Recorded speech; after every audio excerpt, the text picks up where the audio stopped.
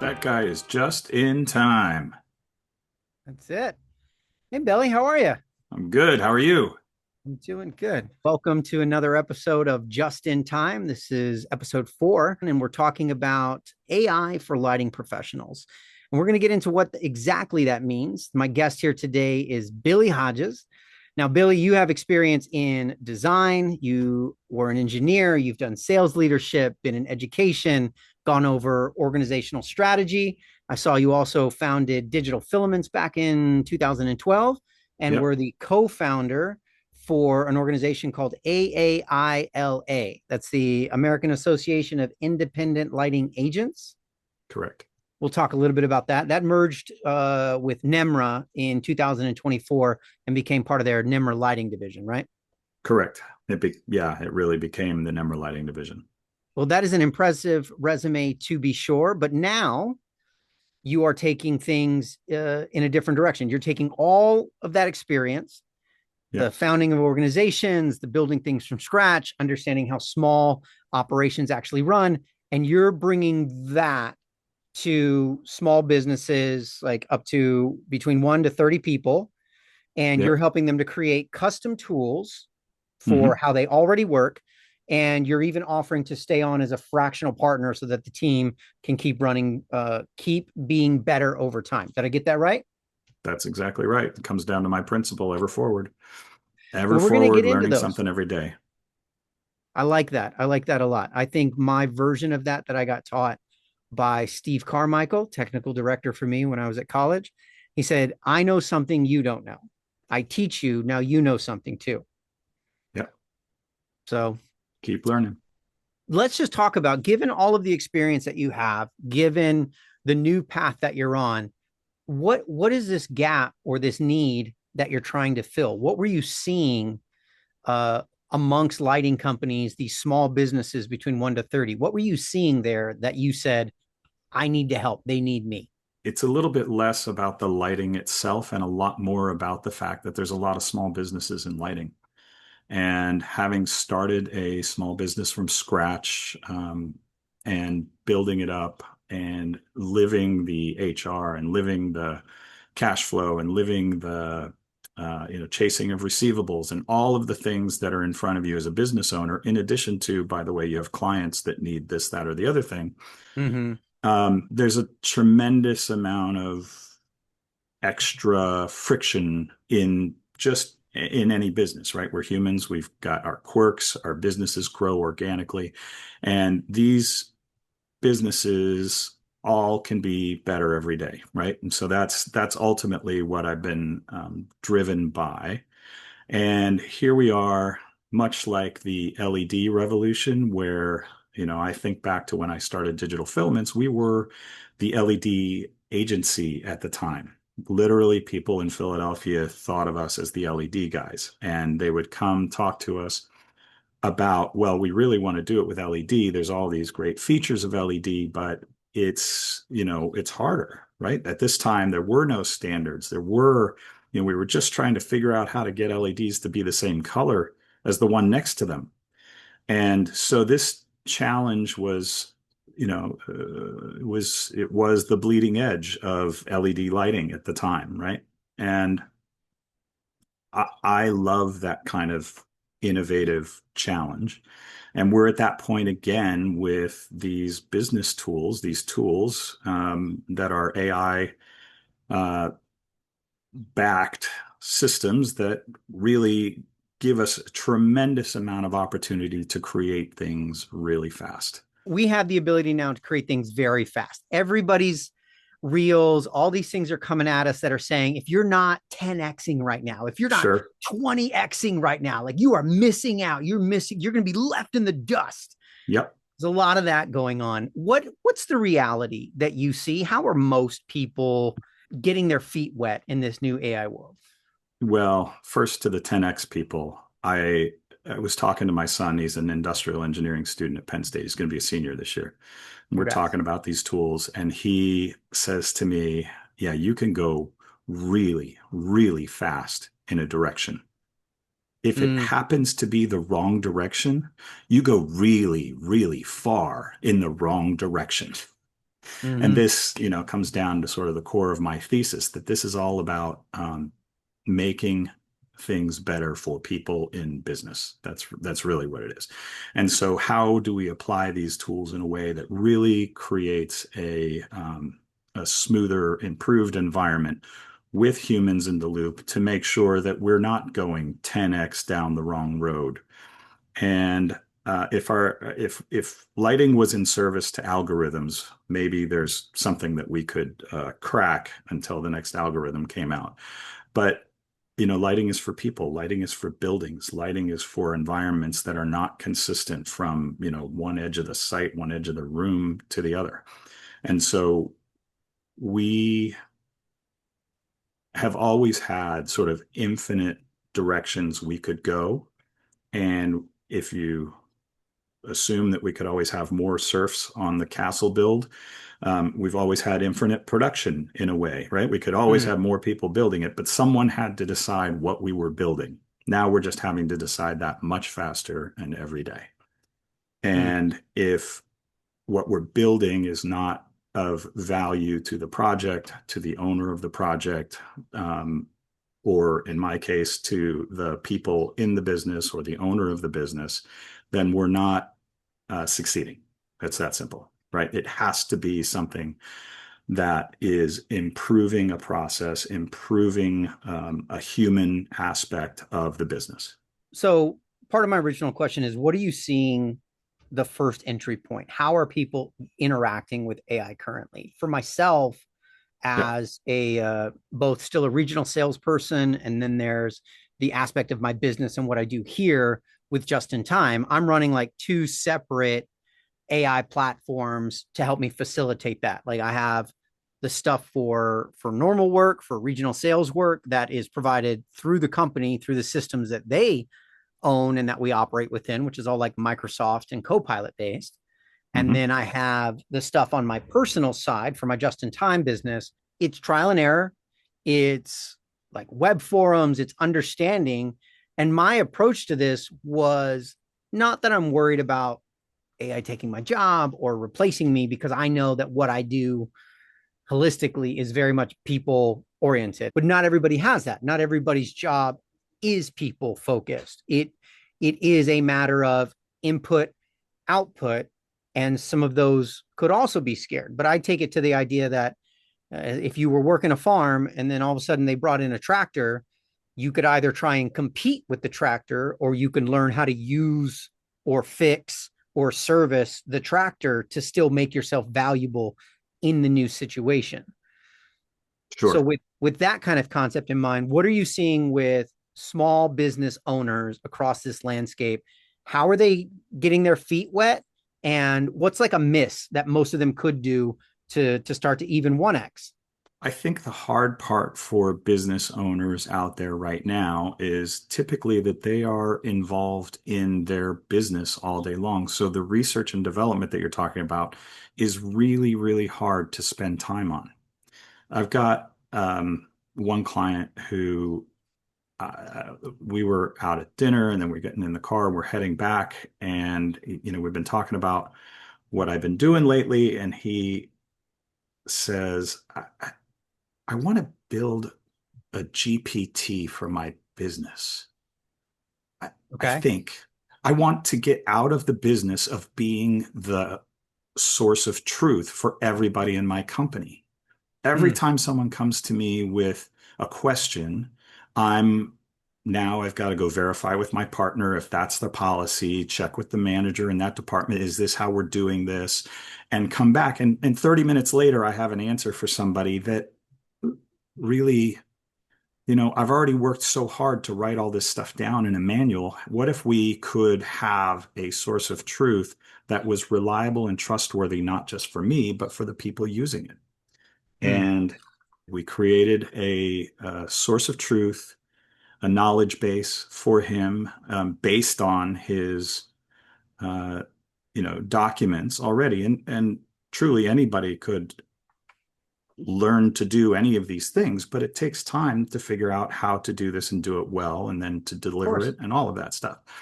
But then we said, well, how does it not get stale? this business is growing. We're evolving. Our Mm-hmm. processes are changing all of the time.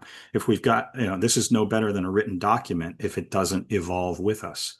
So we built in a feedback loop. And when there's a thumbs down, immediately the owner and I get an email. And actually, I'm less relevant anymore because then we built a portal for him to be able to upload the new document. And so he's able to update his system as simply as, oh, well, here's the new policy. He goes and does that once with the partner and the manager or whatever, uploads it. And now the next time somebody asks that an hour later, their knowledge base is current with the current policy. And so this feedback loop is something that is giving him back time, right? The Mm-hmm. whole point, just in time, is to give people a better experience running their business, being an employee in the business. He now has more time to spend with clients. He has more time to spend with his ailing mom in Florida. He has more time to work on building out his next facility, which is going to open in a couple of weeks. And that's, I mean, a tremendous gift to give back to a business owner. So, Because I mean, time is money, you asked what a right? mistake was. He pointed it out. He's like, I asked ChatGPT these questions, and I ask it on Tuesday, and it's one answer, and I ask it on Friday, and it's a different answer, right? So the trick is with they're called generative language models because they generate a new answer every time, Mm-hmm. right? And so the trick is binding that to good information and then having that information evolve with the business. So, I Right. mean, it's just one of the tools that we've built along the way, but he was dabbling in, okay, well, I know from the news that AI is here and everybody's doing it, and I better be 10xing and all of those things. His reality was people were asking him questions about his business, and he needed a way to give them an easy answer they could trust. That simple, and I know it's probably not as simple as it sounds. Like there's a lot that goes into creating a value proposition like that for a business owner. But the concept, I think that the general simple concept of just saying, I need to spend less of my time answering questions that I've already answered and that live somewhere. And instead of teaching people, okay, this is the path you go to find that answer, it's how do we bring that answer to you in a more immediate way? That seems like a wonderful concept and a huge help to getting a small business owner to do more with their time, right? You've now created this front of house customer service, almost experienced person who is first line of defense for questions, either from an outside customers in or even an internal aspect of how do I as an employee function here, not just, hey, me as a potential client, how do I work with your business? I think those are two slightly different. It sounds like yours is more like the internal employee answering, how do we work? How do I be more efficient in my work? It definitely is, and I think that the other one is massively more challenging because of the locus of people that you would be opening yourself up to when you open it up to the public. A retail chatbot is different than we have a knowledge base and we have people who work here and their interest is in getting from point A to point B as opposed to dealing with the public who's out there. Well, but for those public facing ones, things like, I mean, I deal with, because I travel as a regional a lot. I know Right. you travel a little bit too for your business.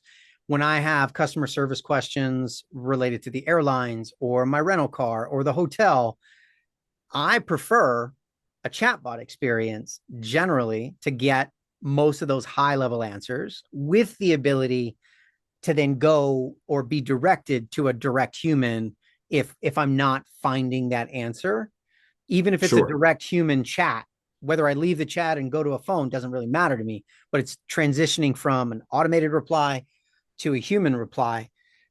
Those generally for me are great experiences. I like those. And so how do we get more of that in this circle of light, as you like to call it? It comes back to the guiding principles for me, which is that this is about improving human interaction. It's about improving um, our situation on the planet. It's about improving the flow of business, and the tools now make a lot possible, and it's our job to use those tools to streamline processes, like you said. Now, I'm not sure you would have said a few years ago that you like the chatbot experience better than a person, because it It's took a true. long time to get those chatbots to a place where they were trustworthy, where they were Yeah. responsive, where they did understand what we were doing. Yeah. And so that's, that's just the point in time where we are. The systems are being trained. I heard an interesting quote the other day where it's not that there is suddenly we're going to run out of code to write. It's that now writing the code that's always been there to be written is Hmm. affordable, right? Mm. You can tackle more projects for the same dollars, right? You can do more with your resources because it's something that someone who's doing, building and programming and solutions architect type of work every day can do so much more of it so much more quickly than they used to be able to. And so all of the little, the way I think about it is the grain of sand in your shoe. If your employees all have a grain of sand in their shoe, they keep walking, but it annoys them every day, right? That task that has a little bit of like, oh, this is A little so friction. tedious, right? It's Yeah. so tedious. And I say friction all the time and I get made fun of because people never seem to understand what friction in businesses. But yeah, it's that little friction, that little bit of like, gosh, by the end of the day, I'm going to be more tired because I had to do this process this way for so long. Right. And it used to be, or it is still, that software companies are happy to sell you their solution as opposed to a solution for you, right? They'll sell you their solution, and their solution requires you to put all your data into their system in order to make it work better for this grain of sand in your shoe. So basically, we have to move the big rock so you can sit down and take the grain of sand out of your shoe, right? Moving Yeah. the big rock is a daunting, difficult task. If we can just Mhm. solve the problem locally and specifically, it becomes a much more attainable thing for a small business. When I had my business, it was 10, 15 people, and we were, we had to figure out ways to get things done. These businesses grow organically. Yeah. So with one of my clients, their people don't even have computers, right? They don't have Mm. email addresses in the company. The way they communicate is through GroupMe. So there's nobody out there that I know of where a software company is like, okay, well, so our primary communication platform is GroupMe. So we set up a system where their time clock could run through GroupMe. Their shift is starting in 10 minutes. They get a thing on their GroupMe. Okay, great. Your shift is starting. Clock in. Boom, they clock in. You know what then pops up is one of these knowledge bases that says this is how our company runs. So that's what comes up after you've been confirmed as clocked in is this is how we operate the place. If you have any questions, ask here. And Mm. so these types of solutions are designed to work within how your business works today rather than here's my software package and it will adapt to your business or you will have to adapt to it in order for it to be useful, right? I've Yeah. been creating solutions that are meeting businesses where they are today, to take that grain of sand out of their shoe. I've been through, there's two different manufacturers I worked for in my past where we went through a software upgrade during my tenure there. And Yeah. the challenge from what you're talking about sounds so reminiscent of that experience where you've got these consultants who are coming in at a very high per hour rate Yep. to then break down the way you currently do business, which you've clearly identified is not sustainable given future goals or even current Right. operations. Like that's why you're engaging in this conversation. But the difficult part is having people come to the table in those consultations knowing what their real goal is. What are they trying to do? How describing what that grain of sand is Hmm. as opposed to, is it just a grain of sand or is this a shard of glass that we've Sure. picked up? Both can Yep. be irritating at times, but eventually one's going to get lodged a little deeper. Yep. Like there's, are we Sure. carrying this metaphor too far? We might be carrying it too far, but we're going to Maybe. get as many miles out of it as we can. There you go. But so you end up paying exorbitant amount of money Yeah. to have all of your problems routed into one system as opposed to where your problems existed across or in communicating across different platforms. So you never really fixed the problem. You just migrated the problem into a new scenario that was more like all of our problems exist here now, as opposed to we had 6 different problems that existed in 6 different places. That's what I've Yeah. seen typically. It's tough to know what you want out of this. So how do you build a tool to help you if you can't fully articulate your destination?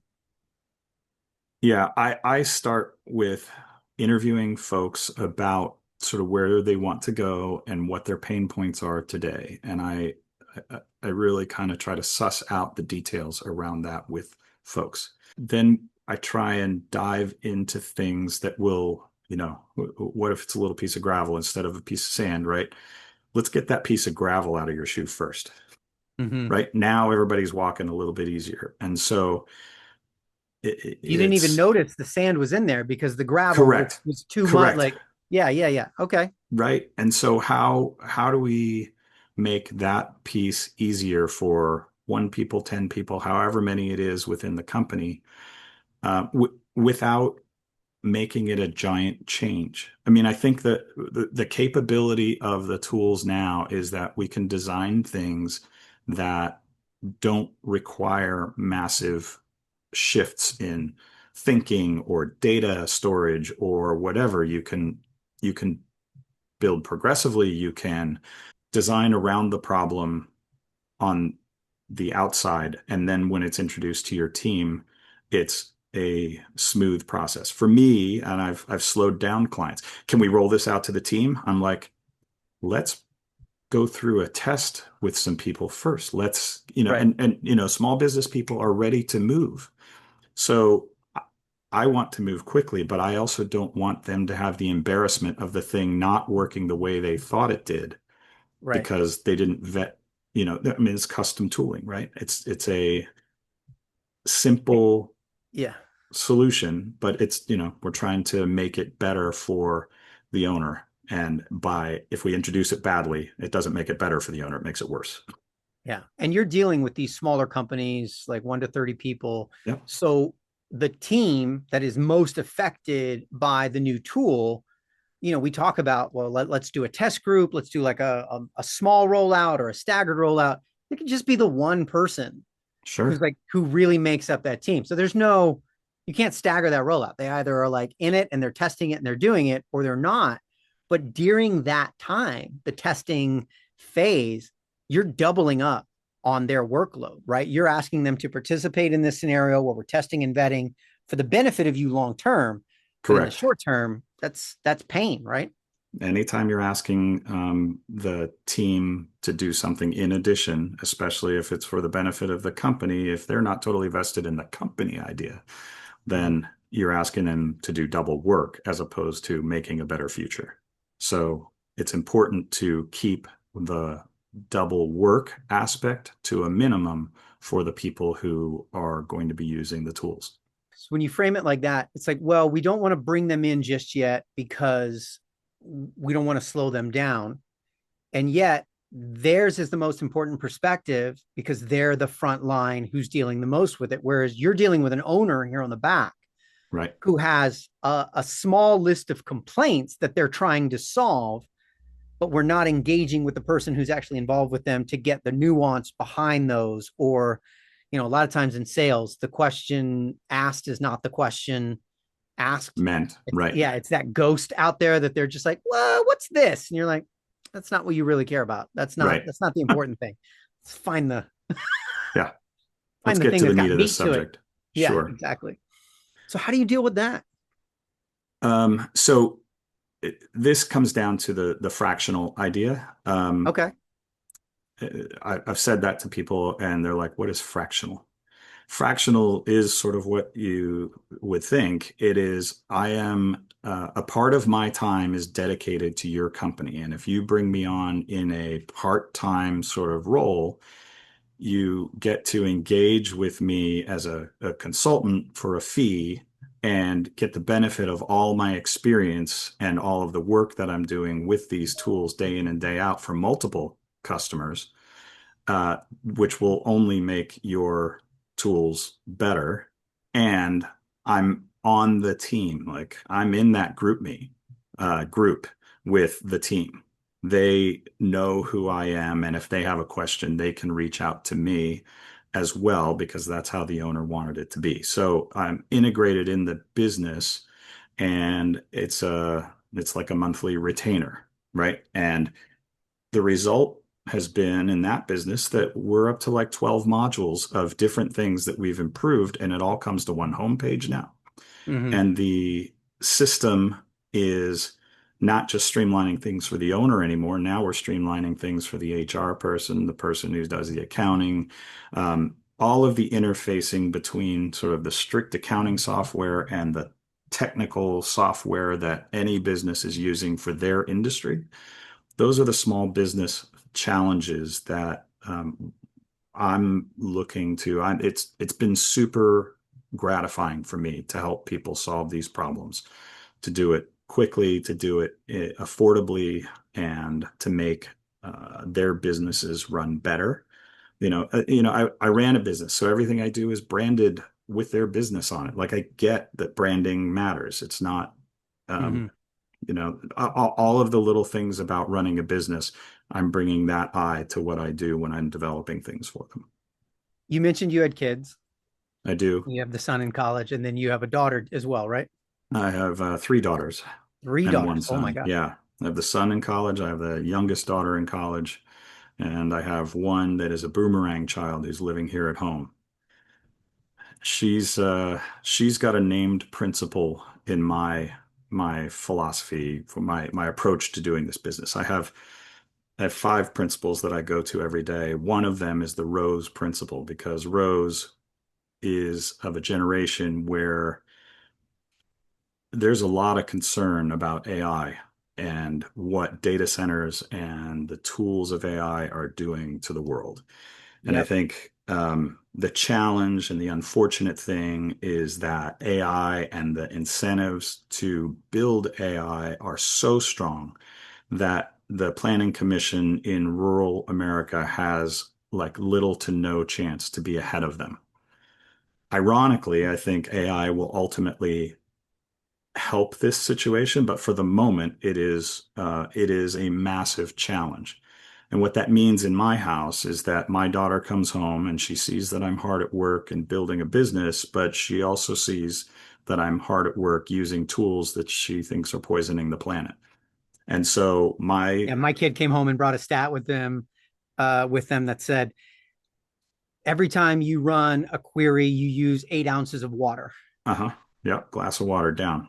Yeah, and they wanted me to know, like, you're that's your fault. You're the Right, one consuming correct. that, and it's a hard thing to say yes, yes, I am.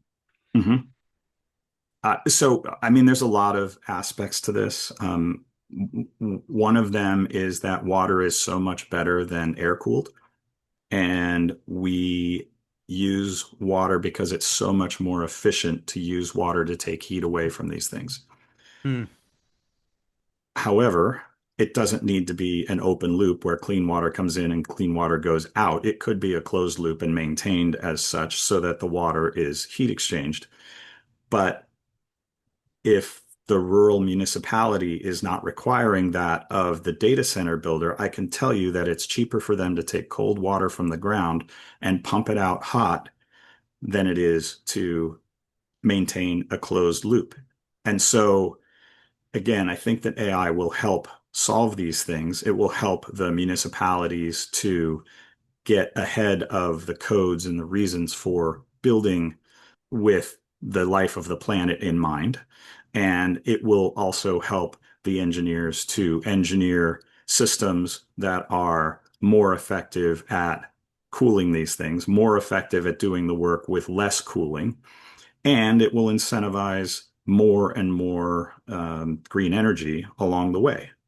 And that's not a requirement right now, so people aren't doing Mm. it, right? It's business 101. If you're not telling me I have to do it this way, interestingly enough, by outrunning the ability to connect data centers to power, we're finding all kinds of creative solutions. And some data centers are actually solar because that was faster.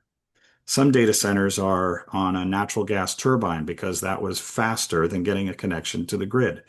And so there will be systems that will more cleanly and less planet damagingly uh, cool these data centers.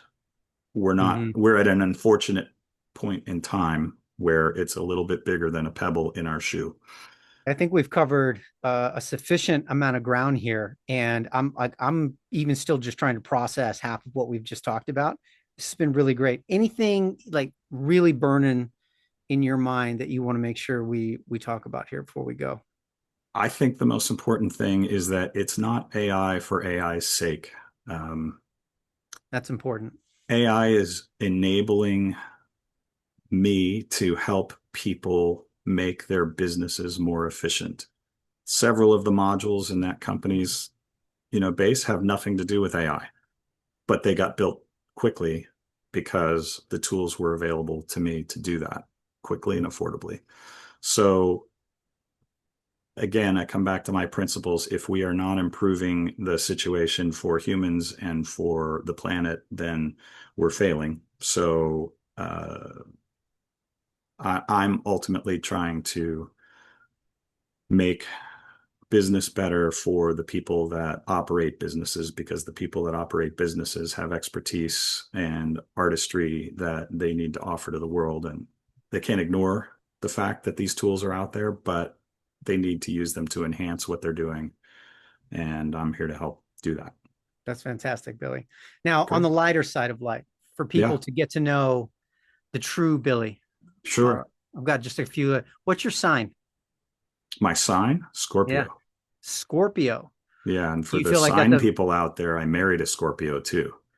So that doesn't that's like, sound that doesn't sound like a good idea. they said it's either going down in flames or it's going to last forever. So Those are both good options. I mean, here we either are. one's a ride. Either one's a ride. Yeah. And what are you doing for fun these days, Billy? How do you when you're not trudging away and helping small business owners be better, smarter, faster? How do you keep it light? Yeah, I just returned from Oregon where I was coaching the high school team that all my kids used to play for. But I'm still coaching them. They were playing in the national tournament in Salem, Oregon. So I was 4 days out there and it was fantastic. And they keep me connected to humanity in a great way. And I love disc sports and always have. So if I'm not coaching ultimate or playing ultimate, I'm probably playing disc golf.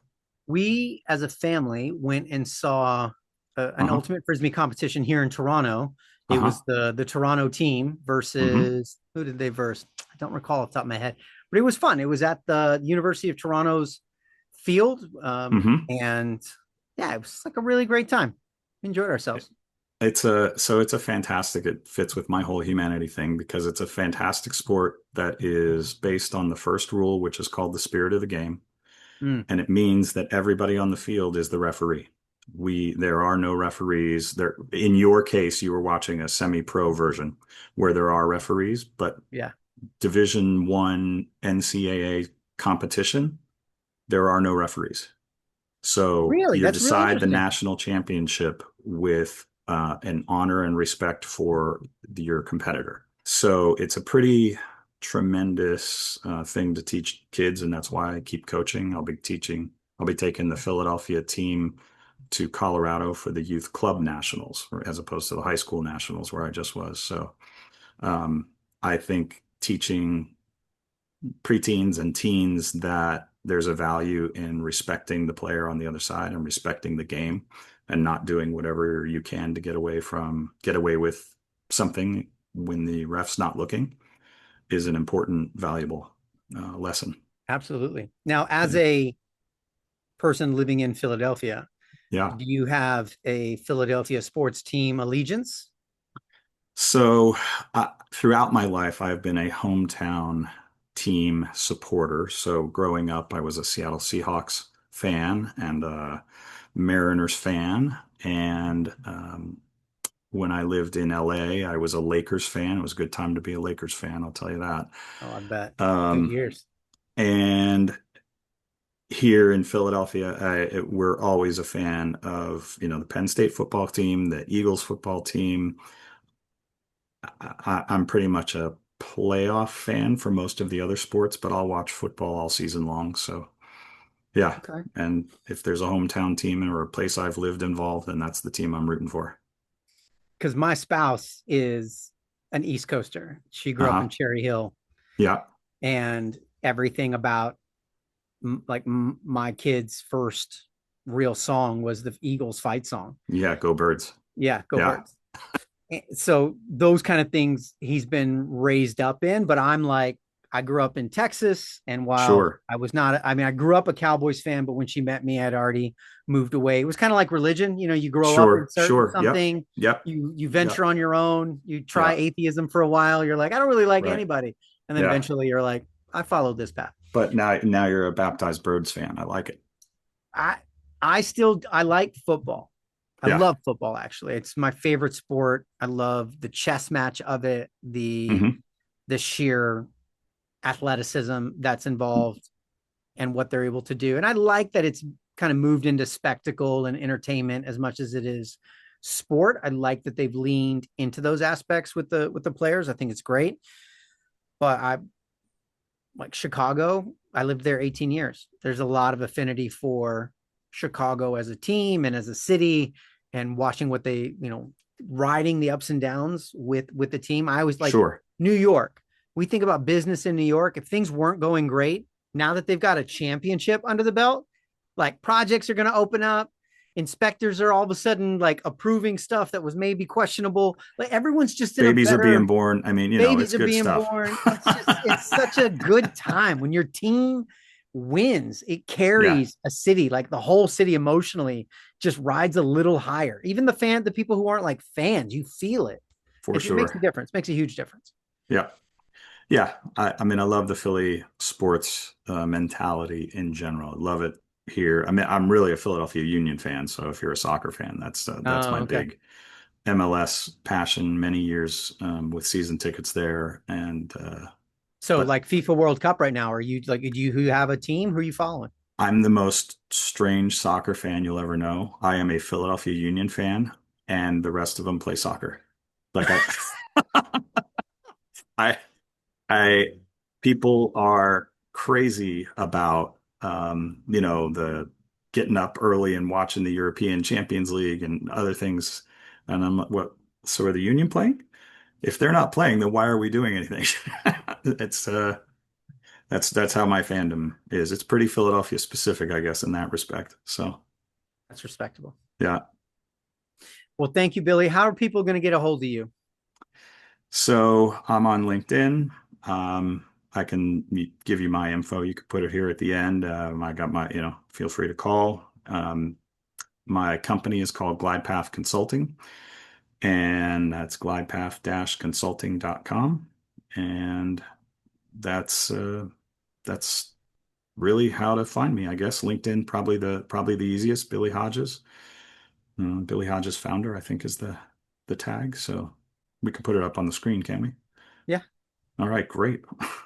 maybe, probably. I don't know. Okay, we'll ask your editor. Yeah, Yeah, that's my spouse. right. She's gotten really good with iMovie, and she's able to help me cobble this together. That's also Yeah, one of those things where it's like, oh, well, there's an AI tool for that. And it's like, I don't trust that at all. I just it's don't trust it to tell a story and to be able to take moments and cobble those right. together. I want human visual on storytelling. That's my like line draw. So I think that's an interesting little vignette, right? It's how do you take that tool and keep the humanity part, but make the process smoother? make the Right. process faster, right? Those Right. that's a snapshot of how I would want to approach any client, is simply that the part that is human, rather than the part where the human is tearing their hair out, is the part where we have to stay involved. But where the human is tearing their hair out because they just can't figure out which thing to toggle to make it do a thing, if you can say it in English and the tool can do it for you, then that might be a good tool for you. I agree Well said. 100% that you are a storyteller and you wouldn't want the tool doing your storytelling. Right. But the production and the post production, like, maybe not so bad. Yeah. So, and that's, I think that's every lighting design firm has principals who love to teach the next generation of lighting designers, their interns, their first and second year employees. And that teaching is incredibly valuable. But if that employee is always, drafting the next circle on the drawing, is that, I was just actually reading a blurb about architecture as well, right?